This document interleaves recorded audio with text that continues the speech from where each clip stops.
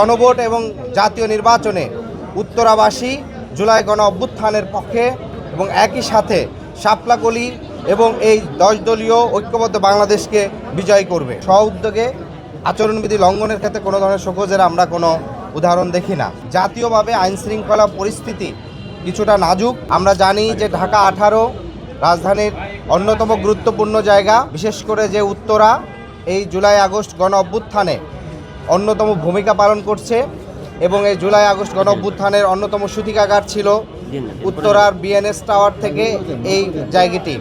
সেখানে আমরা দেখেছি 18 জুলাই থেকে শুরু করে একেবারে 5ই আগস্ট প্রথম যে কারফিউ ভেঙে ব্যারিকেড ভেঙে জনতা চলে আসছিল সেই উত্তরা থেকে। ফলে উত্তরার শহীদের জনপদ রক্তস্নাত সেই উত্তরা নতুন বাংলাদেশের অঙ্গীকারে যে গুরুত্বপূর্ণ ভূমিকা রাখছে, আগামীর বাংলাদেশের পরিবর্তনকামী বাংলাদেশের যে রাষ্ট্রীয় মৌলিক পরিবর্তনের জায়গা থেকে জুলাই সনদ এবং জাতীয় নির্বাচনের পাশাপাশি জুলাই সনদ বাস্তবায়নে যে গণভোট হবে, সেই গণভোট এবং জাতীয় নির্বাচনে উত্তরাবাসী জুলাই গণ অভ্যুত্থানের পক্ষে এবং একই সাথে শাপলাকলি এবং এই 10 দলীয় ঐক্যবদ্ধ বাংলাদেশকে বিজয় করবে। নির্বাচনের আচরণবিধি তফসিল ঘোষণার পর থেকে আমরা দেখেছি যে ঢাকার বিভিন্ন আসনেই প্রার্থীদের পূর্বের সেই রঙিন পোস্টার, ব্যানার, ফেস্টুন এখনও ঢাকা 18 আসন সহ অনেক জায়গায় রয়েছে। আমাদের প্রতিদ্বন্দ্বী অনেক প্রার্থী যারা প্রভাবশালী হিসাবে নিজেদেরকে জাহির করতে চান, তারা এখনও এই ব্যানার, ফেস্টুন ঝুলিয়ে রেখেছেন। এটি নিয়ে নিউজও হয়েছে, তারপর নির্বাচন কমিশন বলে যে স্পেসিফিক অভিযোগ করতে হবে।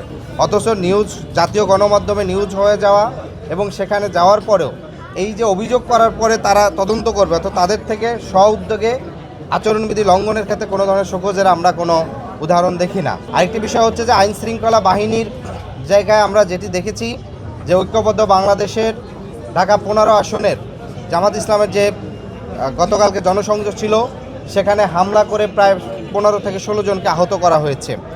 এবং এর পূর্বে ঢাকা 18 আসনে আরও 3 দিন আগে আমাদের যখন গণভোটের বিষয় কথা বলতে গেছিল, স্থানীয় কিছু লোক হুমকি দামকি দিয়েছে।